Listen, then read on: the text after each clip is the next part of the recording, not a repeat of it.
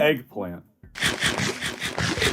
On this chapter of my Don't Starve cookbook series, we are going to cover a dish that many people understandably forget even exists: stuffed eggplant. This meat and or veggie stuffed vegetable restores 3 health, 37.5 hunger, and 5 sanity. It has a fast eating animation, takes 40 seconds to cook in a standard crock pot, has a priority of 1, and if fully fresh will take 15 whole days to rot under standard spoilage speeds.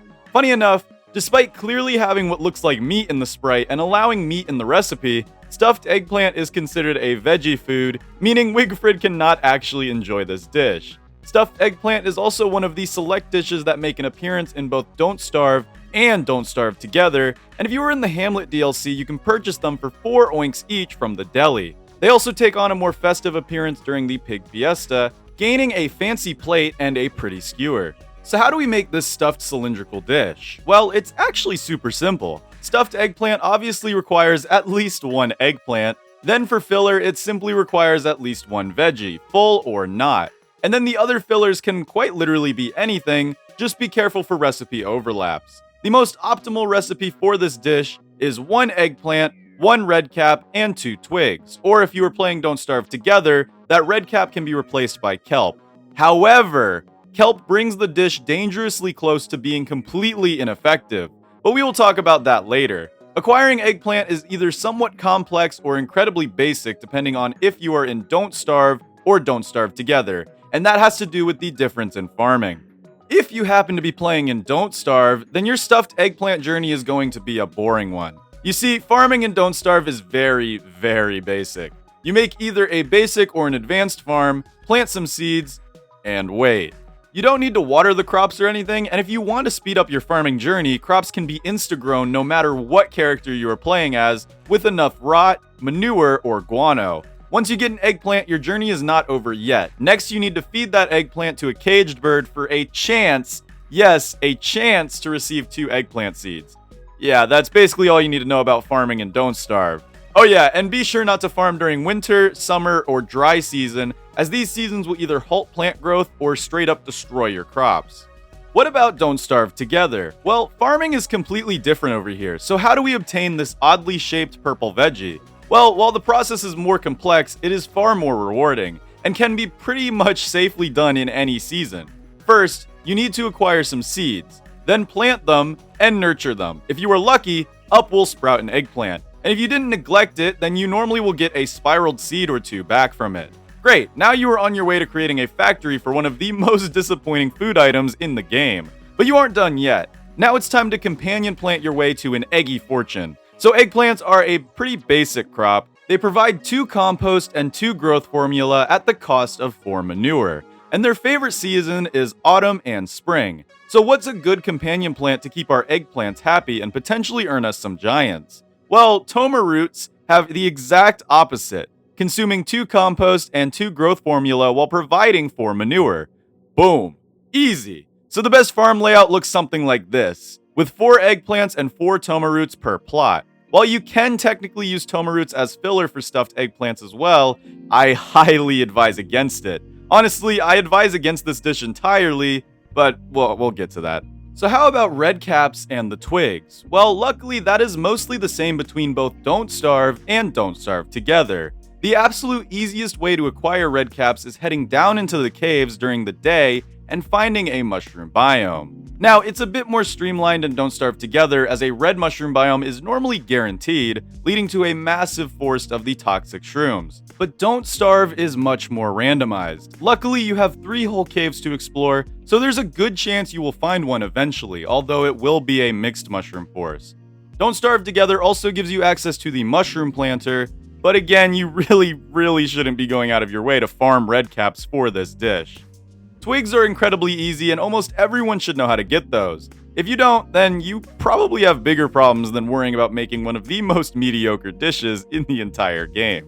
Okay, so I have been ripping on this dish quite a lot throughout this entire video. And you want to know why? Standard braised eggplant, which is what you get by cooking a raw eggplant, provides 20 health and 25 hunger. That's 17 more healing than stuffed eggplant, and only 12.5 less hunger. The problem here is the veggie requirement, because the only veggies with a less than 12.5 hunger value are mushrooms and kelp if you are playing Don't Starve together. However, kelp still provides 9.375 hunger, meaning this dish only nets you around 3 hunger while losing you 17 healing. This dish is very bad and drastically needs a buff. A crockpot dish with only one effective way to cook it is pretty weird in my opinion, but regardless, is there anything at all that can make this dish worth making? Well, yes, there is one thing that makes it somewhat worth it, but only in Don't Starve Together,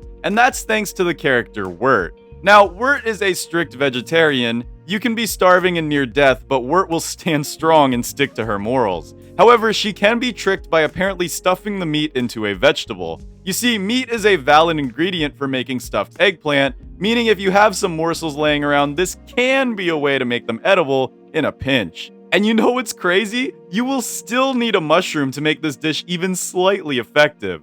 This dish really just makes me so sad. It looks so tasty, but somehow it's just more effective to not bother. Okay, what about real life? Obviously, Clay didn't invent stuffing vegetables, right? Well, you, my dear viewer, would be correct about that. Although Clay was the first ones that I have seen stuffing eggplants vertically rather than horizontally.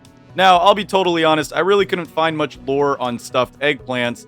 There seems to be no set origin. I did, however, find many recipes, and all of them called for horizontally stuffed eggplant, which really just make a lot more sense. I'll be honest, I'm not sure why Clay decided on the vertical stuffing.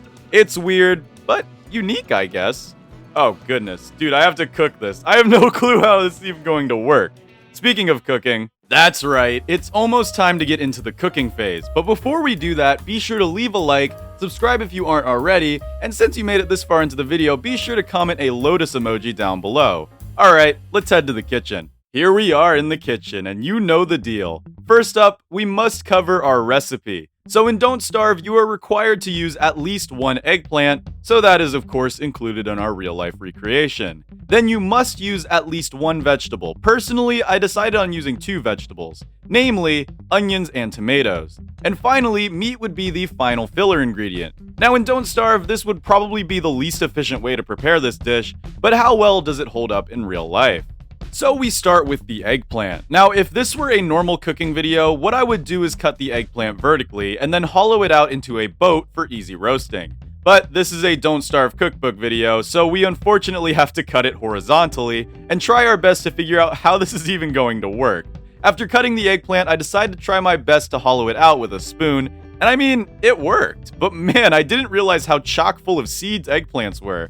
Hopefully these things soften up during the cooking process. The eggplant innards are added to a bowl for later. Next up is the tomato, or I guess if we want to be lore accurate, a toma root, because apparently Clay is too fancy for tomatoes.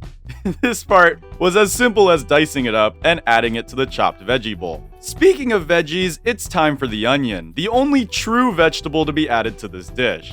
Now, okay, please don't make fun of me for my chopping here. I actually have never handled a fresh onion in my life. I know, it's crazy. I really personally don't like onions unless they are perfectly caramelized, so I don't really cook with them. I eventually learned that onions basically come pre-sliced and have a brain blast moment when I realized I can just tear it apart with my hands.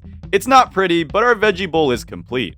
Now it's time to fry it all up. I grab a large skillet, toss in some oil and some salt, and fry up all of our veggies. The goal here is a nice caramelization of the onions and some decent browning of the tomato and eggplant. And in the end, we were left with this. Okay, look, I probably should have just saved the tomatoes to be added in raw after everything was cooked. That was my bad. I forgot they are basically just water. But hey, at least the other two cooked up perfectly, and the tomato, despite being now practically liquefied, was still there in the form of a juice substance, so we are still good to go. Last but not least, the meat. Now for this recipe, I decided to use ground beef, and yes, that's way more than my skillet can handle, but she gets the job done in the end. Finally, it's time to build our stuffed eggplants and see if Clay was right by making it provide less hunger than its raw ingredients. I still don't understand that. The stuffing process is incredibly simple, although there is one modification I made to the eggplants. Not only are there now two, this is because if you didn't know, eggplants are single-celled organisms and can undergo mitosis, but I also decided to cut off the bottoms of the eggplants. That allows them to stand up straight and not fall over while they are being baked. After sprinkling a little cheese on them for, added flavor, and popping the top on, they went into the oven to bake until everything was melted together. And now, finally, the moment you have all probably been waiting for, the taste test. Alright, so now we're going to try the stuffed eggplant. Oh my goodness, dude, this thing looks awesome. I don't know if it's going to be on the thumbnail. It probably is. Let's be real, it's probably going to be on the thumbnail. You guys have probably already seen it. But if not, if you don't remember what the thumbnail looks like, then here is the grand reveal. Look at that, dude. That is beautiful. Now, it doesn't exactly look like the in-game version because I wanted to use the whole eggplant. I didn't want to cut off this top piece here. I probably could have prepared it a little better, but it still looks pretty similar. It's still vertically stuffed instead of horizontally stuffed like you normally would. I'm super excited for this. I'm actually so excited. So let's go ahead and let's get a nice pull here. So we've got the veggies and the meat, as well as some cheese, because any good stuffed thing has cheese in it. Luckily, I didn't need to count cheese as an ingredient because it's not in Don't Starve. So yeah. All right. Without further ado, let's dig in. First, I want to try some of the eggplant. I've never actually had eggplant, so let's try some of this. Okay, if I can cut it, dude. Are eggplants made to be uncuttable? Look at this. Whew. This is not even a dull knife. Like what? I know I could probably stab it, but like. There better not be any comments making fun of my cutting technique, dude. I'll be so upset. Alright, so here we go. Just a piece of eggplant to start off with. Cheers.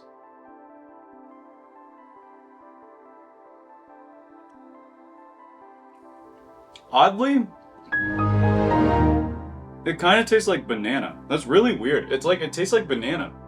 That's good. Now let's go for the stuffing. So there is eggplant in the stuffing. Look at that, that's a nice pull right there. We got cheese, we got a little bit of tomato, and we got eggplant. All right, let's try the stuffing. Wow, that is good. Let's get some more stuffing.